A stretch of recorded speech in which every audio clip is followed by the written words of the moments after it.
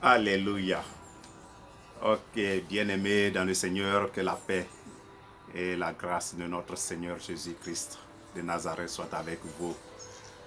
L'ouvrier du Seigneur, je voudrais partager avec vous ce message tiré du livre des Hébreux, Hébreux chapitre 2, du verset 1 au verset 4.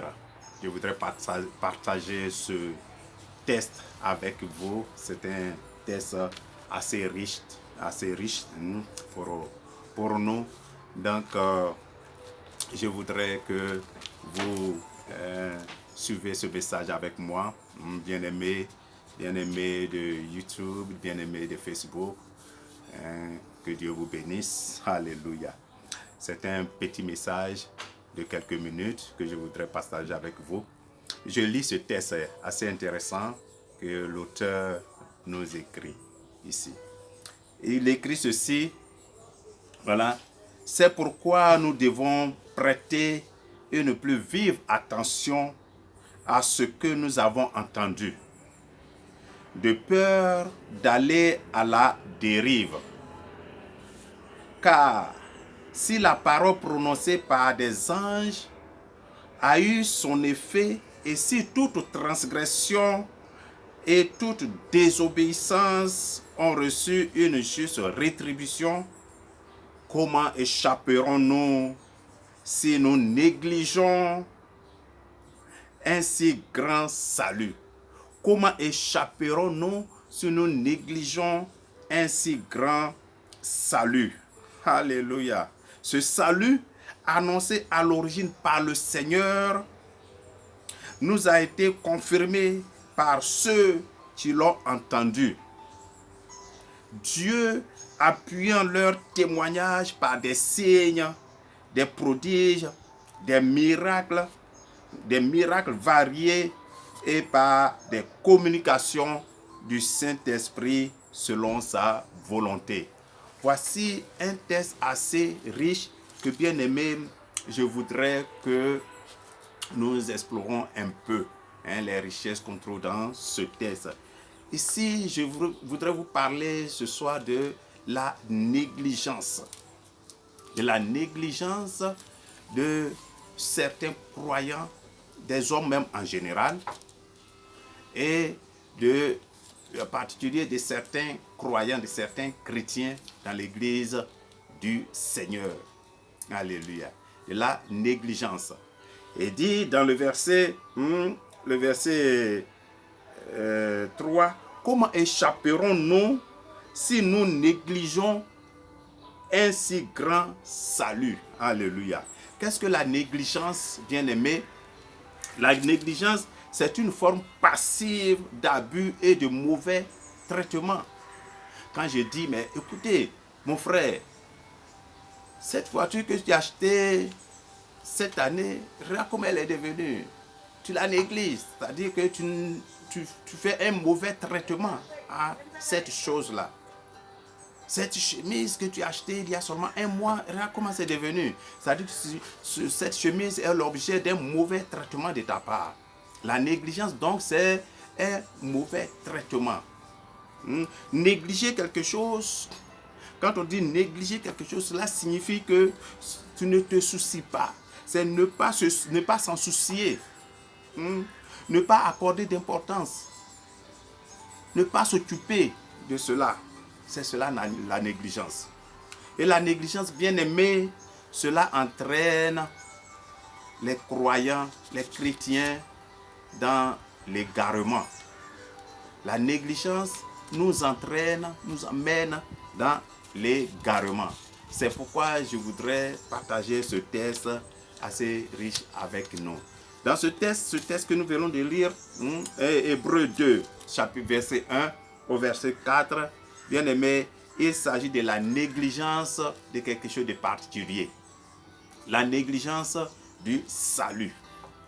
Combien de fidèles avons-nous dans nos temples, dans nos églises, qui sont là pour les choses matérielles, pour une bénédiction particulière, et non pour le salut. Ça, c'est vraiment très répandu et général dans le corps de Christ. On vient à l'église pour chercher la solution à quelque chose de précis. Oui, je veux me marier, je veux un enfant, je cherche un visa, je cherche du boulot, du travail, je cherche à construire une maison, je cherche que mes affaires prospèrent, je cherche à voyager. C'est pour cela que généralement nous venons à l'église. C'est-à-dire nous venons pour chercher ce que Dieu peut nous donner. Nous ne venons pas pour chercher Dieu, pour chercher la face de Dieu, mais nous venons chercher la main de Dieu, ce que la main de Dieu peut nous donner. Bien-aimés, c'est cela.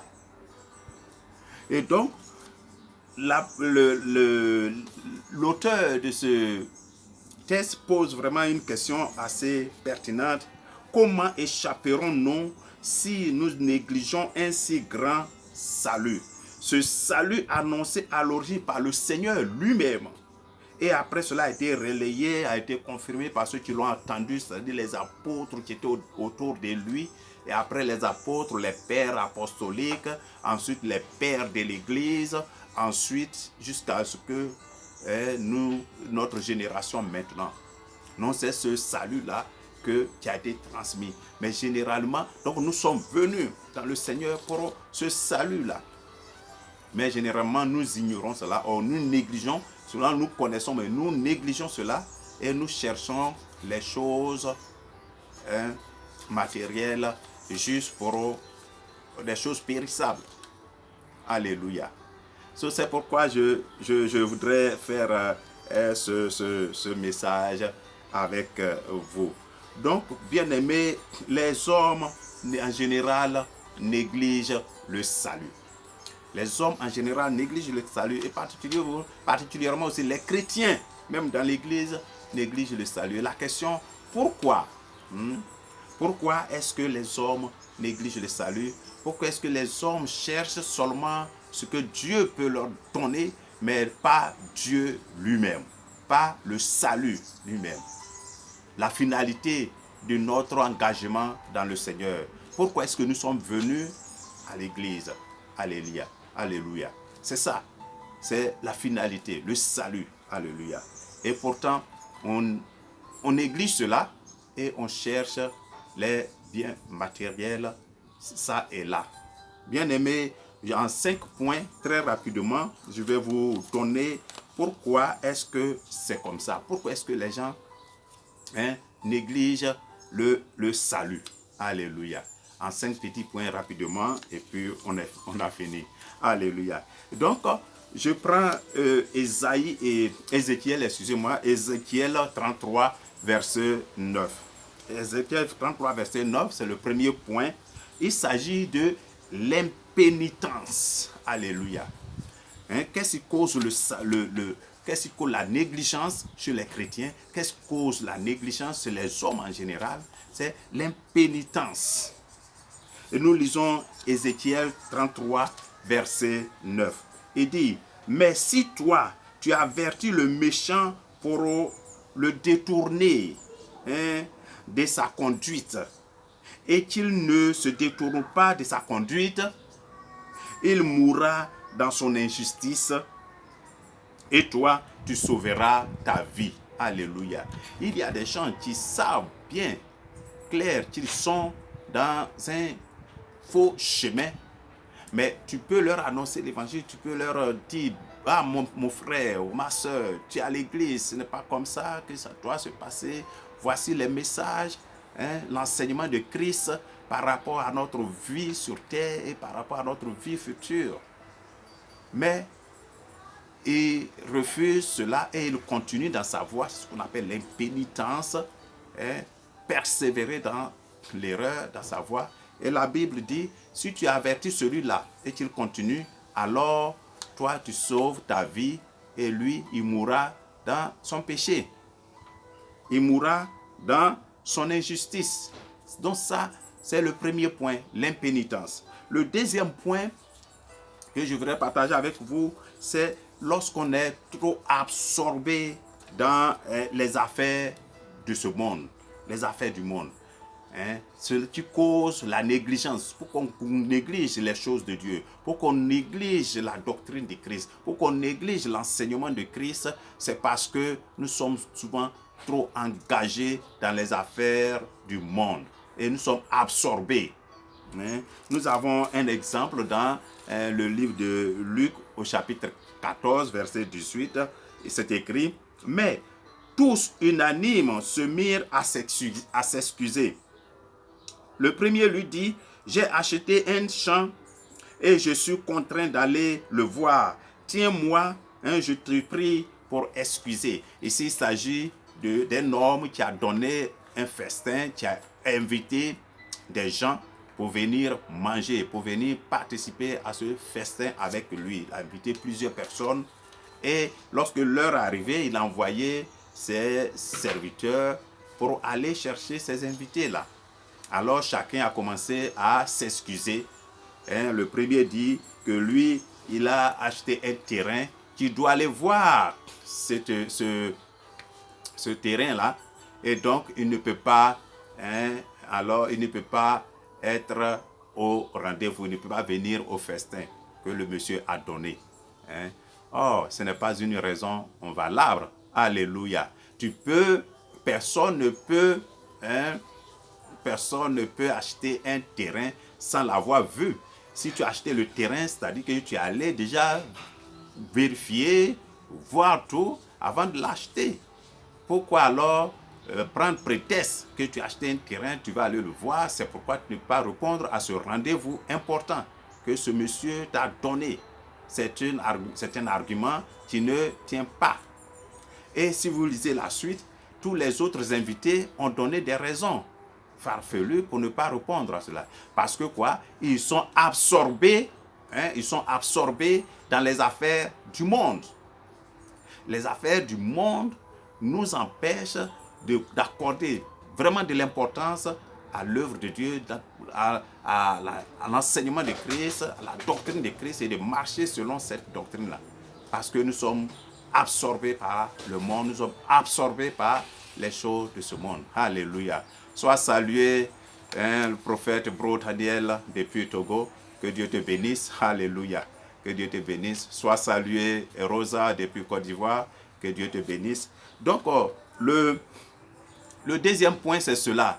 L'absorption dans les affaires du monde, qui est une cause pour la négligence des enfants de Dieu, des choses de Dieu, des choses de l'Église. Bien-aimés. Le troisième point que je voudrais partager avec vous, c'est le report à demain. Quand quelqu'un néglige quelque chose, on se le sent tout de suite. Il reporte à demain. Les gens qui refusent les choses de Dieu, quand tu vas les inviter à un culte, tu vas les inviter à un programme, à une prière, ils vont te dire, ah, aujourd'hui, là, vraiment, ça ne serait pas la peine. Bon, la prochaine fois, je viendrai la prochaine fois. Donc, c'est le reporter au lendemain. Nous allons lire Acte 24 au verset 25. Acte 24, verset 25 dit, mais comme Paul discourait sur la justice, la maîtrise de soi et le jugement à venir, Félix, saisi de crainte, lui dit, pour le moment, tu peux t'en aller, tu peux t'en aller, quand j'en trouverai le temps, je te rappellerai.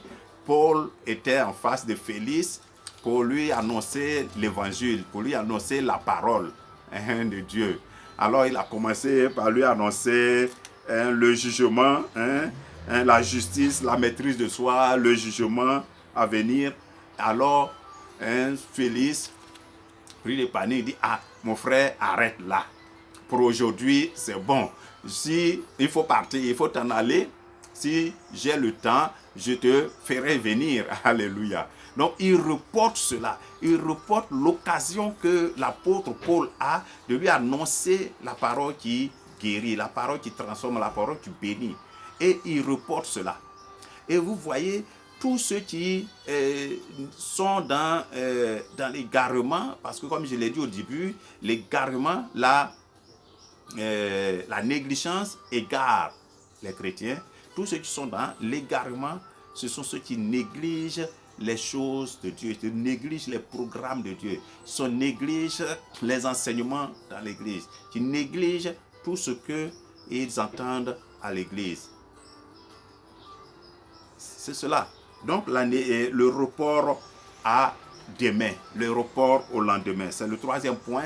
Le quatrième point, rapidement, comme je dis, c'est un petit message, déjà j'ai fait 15 minutes. Voilà, le quatrième point, c'est l'insensibilité. Quand on est insensible aux choses de Dieu, nous allons lire Acte 28, verset 27. Acte 28, verset 27 dit, « Car le cœur de ce peuple est devenu insensible. » Le cœur de ce peuple est devenu insensible. Et ils se sont bouchés les oreilles et ils ont fermé les yeux. Ils sont bouchés les oreilles et ils ont fermé les yeux. Alléluia. Hein? Ils ont fermé les yeux de peur de voir de leurs yeux, d'entendre de leurs oreilles, hein? de comprendre par de leur cœur et de se souvenir en sorte que je les guérisse. Alléluia. Donc voici ce peuple, le peuple de Dieu, il est question ici, ils ont fermé leurs oreilles, fermé leurs yeux, fermé leur cœur, de sorte qu'ils n'entendent pas, de sorte qu'ils ne voient pas, de sorte que Dieu puisse les guérir. Alléluia. Puisse les guérir. L'insensibilité, c'est-à-dire qu'ils sont insensibles. C'est cela. Aujourd'hui, tous ceux qui prêchent la bonne parole, le bon évangile de Christ, les gens refusent d'écouter. Ils sont tellement insensibles. Et surtout dans les pays occidentaux où nous sommes, les gens sont véritablement insensibles à tout ce qui est parole de Dieu. Ils n'en veulent même pas. Ils ne veulent pas entendre. Alléluia. Ils préfèrent les choses, maintenant là, les choses du monde, les choses mystiques, les choses de New Age. Alléluia. C'est cela. Donc, il y a cette insensibilité du peuple. Cette insensibilité du peuple, fait partie des causes de la négligence du salut. Je parle, bien aimé, ici de la négligence du salut. Alléluia. Et donc, le dernier point, le cinquième point que je vais vous donner, c'est que dans cette négligence-là, si nous demeurons dans cette négligence, elle est dangereuse. La négligence est dangereuse si nous demeurons dedans. Tu peux avoir peut-être que par beaucoup trop occupé, l'occupation du moment, avoir un petit temps de flottement où tu as négligé quelque chose de l'Église, quelque chose de Dieu, mais très rapidement tu te ressaisis pour continuer ton chemin dans le Seigneur. Mais lorsque nous restons dans la négligence des choses de Dieu, nous restons dans la négligence de l'enseignement de Dieu, de la parole de Dieu, cela devient dangereux et cela nous conduit dans ce qu'on appelle l'égarement. L'égarement. Et donc nous lisons, pour cela nous pouvons lire Hébreux 12, verset 25, et il est écrit, « Prenez garde, ne repoussez pas celui qui vous parle. » Prenez garde, ne repoussez pas celui qui vous parle. Car si ceux qui repoussèrent celui qui sur la terre les avertissait, alléluia, n'ont pas échappé au châtiment, à bien plus forte raison ne pourrons-nous y échapper nous-mêmes si nous nous détournons de celui qui des cieux nous avertit. Si nous nous détournons des choses de Dieu, si nous nous détournons du Seigneur Jésus qui des cieux nous avertit, alors nous ne serons pas pardonnés. Donc, bien aimé, la négligence nous entraîne dans l'égarement. Et les 5 causes que j'ai énoncées ici, c'est ce qui entraîne les gens d'entrer dans la négligence, d'entrer dans l'égarement. C'est l'impénitence, l'absorption dans les affaires du monde, hein, le report à demain, ce qu'on peut faire aujourd'hui, on reporte à demain. C'est l'insensibilité à la parole de Dieu, l'insensibilité à la doctrine de Christ, aux choses de Dieu. Et la négligence est dangereuse pour notre vie chrétienne parce que cela nous amène dans l'égarement, dans la confusion et dans la chute totale. Bien-aimés, voici la parole que je voudrais partager avec vous. Que Dieu vous bénisse, que Dieu vous garde, hein, que le Seigneur soit avec vous dans toutes vos entreprises et vous bénisse abondamment. Au nom de Jésus. Amen.